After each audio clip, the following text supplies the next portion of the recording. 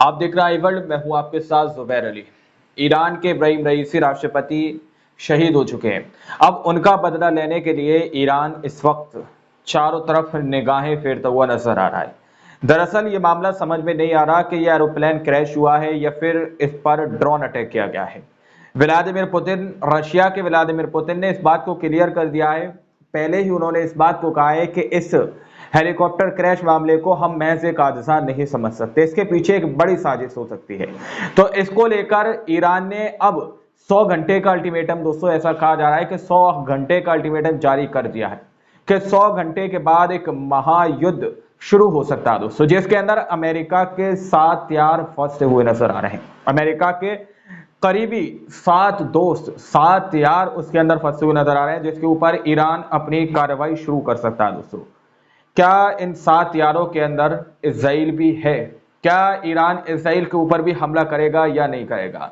क्योंकि सूत्रों के हवाले से ऐसी खबर दोस्तों सामने निकल के आ रही है कि ईरान इसमें कहीं ना कहीं इजराइल को भी इन्वॉल्व मान रहा है, क्योंकि अभी तक इजराइल की तरफ से कोई आधिकारिक तौर पर किसी भी तरह का बयान जारी नहीं किया गया, जिसकी वजह से शक की घड़ी की जो सुई है वो इजराइल की ओर भी मुड़ती हुई नजर आ रही है। लेकिन दावा यह किया जा रहा है कि आने वाले अगले 100 घंटे के बाद एक बड़े युद्ध यहां पर छिड़ सकता है दोस्तों, क्योंकि व्लादिमीर पुतिन ने ईरान के राष्ट्रपति उपराष्ट्रपति जो मोहम्मद मुखबिर रहे हैं, यानी कि 2021 से पहले इब्राहिम रईसी जो 2021 के अंदर वहां का चुनाव जीते और उसके बाद राष्ट्रपति का पद उनको सौंप दिया गया, लेकिन अब उनसे पहले जो उपराष्ट्रपति मोहम्मद मुखबिर रहे उनके हाथ में दोबारा से राष्ट्रपति की कमान सौंप दी गई है और दोबारा से वहां के राष्ट्रपति मोहम्मद मुखबिर बन चुके हैं, जिनसे बातचीत व्लादिमीर पुतिन से हुई है। यानी कि मोहम्मद मुखबिर की वजह से ईरान को एक बड़े देश का बड़ा साथ मिल चुका है, जिसकी वजह से दावा किया जा रहा है कि इजराइल के ऊपर भी बड़ी कार्रवाई ईरान कर सकता है।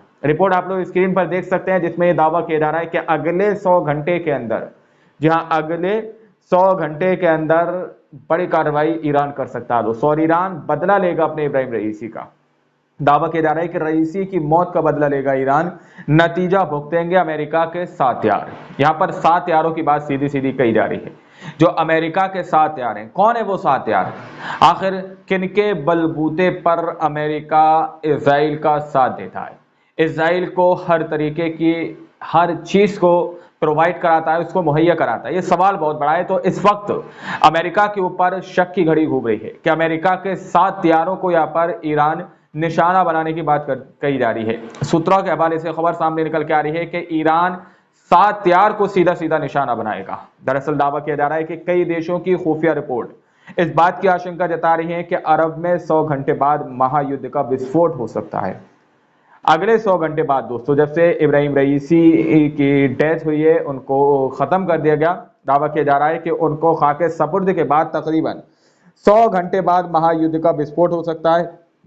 इसकी वजह है ईरान के राष्ट्रपति इब्राहिम रईसी की मौत के बाद ईरान का प्रतिशोध प्लान। ईरान की मस्जिदों पर शोक और प्रतिशोध के प्रति काले झंडे लगा दिए गए हैं। इसके साथ ही ईरान के कार्यवाहक राष्ट्रपति मुखबर की हॉटलाइन पर रूस के राष्ट्रपति व्लादिमीर पुतिन से बात हुई है। इस बातचीत के बाद रूस में टैक्टिकल न्यूक्लियर ड्रिल शुरू हो चुकी है। माना जा रहा है कि ईरान अरब में यूएस खेमे के 7 देशों को एक साथ टारगेट बना सकता है। रूस और ईरान के इस ज्वाइंट ऑपरेशन का खतरा बढ़ता जा रहा है। राष्ट्रपति इब्राहिम रईसी और विदेश मंत्री अमीर अब्दुल्लाहियान की मौत के बाद ईरान शोक में डूबा हुआ है दोस्तों। इस तरह का दावा किया जा रहा है कि रशिया का साथ ईरान को मिला है और ईरान के अंदर कई मस्जिदों के ऊपर काले झंडे लहरा दिए गए हैं। अब सूत्रों के हवाले से यह आशंका जताई जा रही है कि अगले 100 घंटे के अंदर ईरान अमेरिका के 7 यार के ऊपर हमला कर सकता है। अमेरिका के खेमे के अंदर जो लोग हैं, 7 लोग जो छुपे हुए हैं, उन देशों को टारगेट ईरान कर सकता है दोस्तों।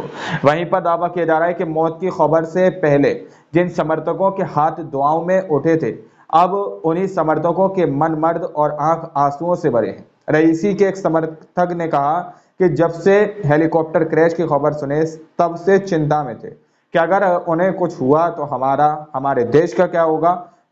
पूरी रात खबरें देखते रहे, हम सब स्तब्ध थे। वहीं एक अन्य समर्थक ने कहा कि हमें दुख है कि हमारा एक ऐसा नायक चला गया जिसने ईरान को गौरवान्वित किया और दुश्मनों का सिर झुकाया। खासकर बीते महीने हमने देखा कि कैसे रईसी सरकार ने इसराइल और अमेरिका को शर्मसार किया और ईरान का कद बढ़ाया। समर्थक अपने नायकों को नम आंखों से अंतिम विदाई दे रहे हैं। ईरान में शुक्रवार तक अलग अलग जगहों पर रईसी और अब्दुल्लाहियान की शव यात्रा निकाली जाएगी। प्रार्थना सभाएं होंगी। शुक्रवार को मशहद में इमाम रेजा के मकबरे के पास दोनों को दफनाया जाएगा। दोस्तों, इस तरह की बात कही जा रही है कि वहां के समर्थक जो हैं, इब्राहिम रईसी के साथ के जो लोग हैं जो उनका समर्थन कर रहे हैं, वो कह रहे हैं कि हमने आज से चंद दिन पहले ही देखा कि किस तरह से इजराइल और अमेरिका का सर पूरी तरह से ईरान के सामने झुका दिया गया और पूरी दुनिया के अंदर किस तरह से अमेरिका और इजराइल को शर्मसार किया इब्राहिम रईसी सरकार ने। यानी कि यहाँ पर सीधी सीधी बात ये कही जा रही है, समर्थक का कहना ये है, अगर समझा जाए तो समर्थक कह रहे हैं कि अमेरिका और इजराइल को जिस तरह के बड़े झटके दिए हैं, उससे दूसरा पहलू क्या निकलता है आप लोग समझ सकते हैं। समर्थकों की आंखों में आंसू हैं और लड़खड़ाती जबान है और वह इब्राहिम रईसी के लिए दिल के अंदर दुख भरे हुए हैं, दर्द और पीड़ा उनके अंदर है और मोहब्बत का इजहार अपने इब्राहिम रईसी से करते हुए नजर आ रहे हैं। दोस्तों, वहीं दावा किया जा रहा है कि इस बीच ईरान सरकार की कमान मोहम्मद मुखबिर को सौंप दी गई है। उपराष्ट्रपति रहे मोहम्मद मुखबिर को कार्यवाहक राष्ट्रपति बनाया गया है।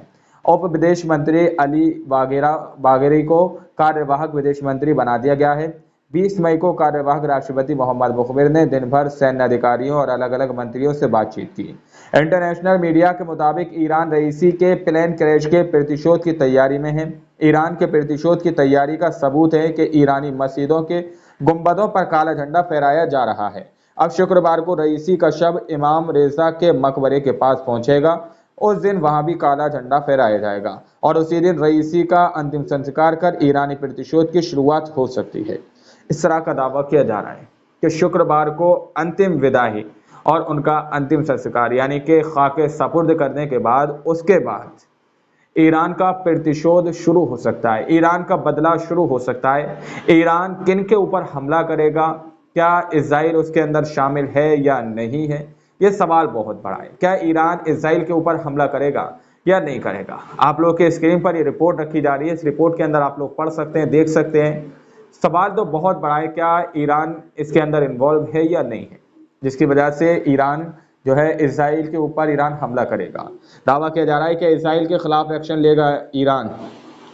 ईरान सरकार ने क्रैश पर कोई आधिकारिक बयान देकर इसे साजिश नहीं माना है, लेकिन खुफिया रिपोर्ट है कि ईरान इसके लिए इजराइल को जिम्मेदार मान रहा है और वो इजराइल पर कोई बड़ा एक्शन ले सकता है। इजराइल पर एक्शन लेने के लिए ईरान का हौसला इसलिए भी बढ़ गया है क्योंकि मुखबिर को पुतिन का साथ मिल गया है। 20 मई को पुतिन ने कार्यवाहक राष्ट्रपति मुखबिर से बात कर कहा कि क्रैश को सिर्फ हादसा नहीं माना जा सकता है।